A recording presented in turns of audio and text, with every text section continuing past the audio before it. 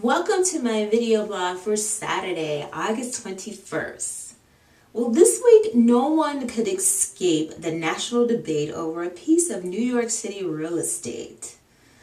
Politicians, to community leaders, to family members of 9/11 victims have all sounded off over a prospective mosque to be built blocks from the World Trade Center site. Now, the mosque purchased the real estate legally through a private sale. However, nothing else about that sale has remained private.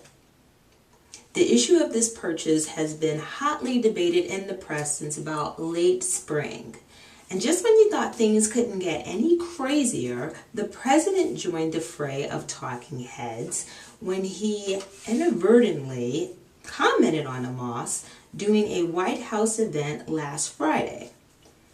Come Saturday morning, he tried to clarify his comments, stating that he was only emphasizing everyone's constitutional rights of religious freedoms. But by Sunday, it really didn't matter because the president's words and comments became the hot topic of discussion. The bottom line, the president said one thing, then tried to take it back.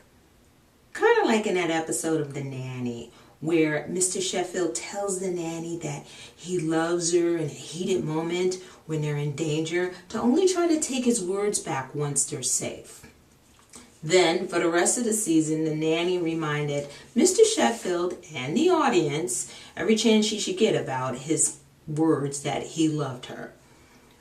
Why do I bring this up? Well, the president is Mr. Sheffield. The Republicans are the nanny, and we once again are trying to find a way to turn the volume off that television show. All this latest controversy has caused some to think that the president needs a new speechwriter, but I beg to differ. I don't think he needs a new speechwriter. I think he needs someone like a Tim Gunn to offer critiques as he's drafting his speeches. Can you imagine Tim Gunn walking around the Oval Office as Barack is there crafting his speeches? Then somehow giving him that encouraging word of make it work, when you know it may not. You've seen the show. Then just as everyone was battling over New York real estate, the U.S. military put up for sale signs in Iraq. Wednesday night, the U.S. announced that it has withdrawn or drawn down troops in Iraq. Forces have taken up posts temporarily in Kuwait. What does this mean? It means that we took some stuff, moved it to the other side of the hood. Well, we'll be kicking it with Pookie for a while until we work some stuff out. That's all what that means. And talking about until we work some stuff out, who knew that taking a bite out of crime meant possibly ripping a piece of flesh off your own hide? Welcome to the Democrat Party! And Maxine Waters may know a little of what that ripping flesh feeling may feel like. The Democrat representative from California did some political quick stitching this week by setting the record straight about herself. Waters has been battling allegations that she and her husband interceded on the behalf of One United Bank, where she and her husband had held assets. Waters held a press conference at the Capitol Visitor Center in Washington, D.C.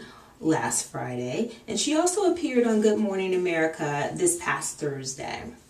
In both venues, Waters spoke about the allegations and lack of proof, summarizing that nothing has been presented because nothing exists. Sounds like a case for the Ghostbusters. That's why I like people like Rob Blagojevich, who just flat out defile reason. And he also defied the court system this week by escaping 23 counts of charges to only be found guilty of one, lying to the FBI. Someone else who defiles reason, Vice President Joe Biden. Now, good old Joe means well, but he has his moments. You know, like the I should have had a V8 moment back in 2008 when he asked the wheelchair-bound congressman to stand and receive applause and recognition. Good old Joe. He meant well when he asked Missouri State Senator Chuck Graham to stand. And he also meant well and spoke well at the funeral of former Republican Senator Ted Stevens in Alaska on Wednesday. The vice president's words were eloquently delivered for a man who served 41 years in the Senate and deserved every ounce of dignity and respect for doing so.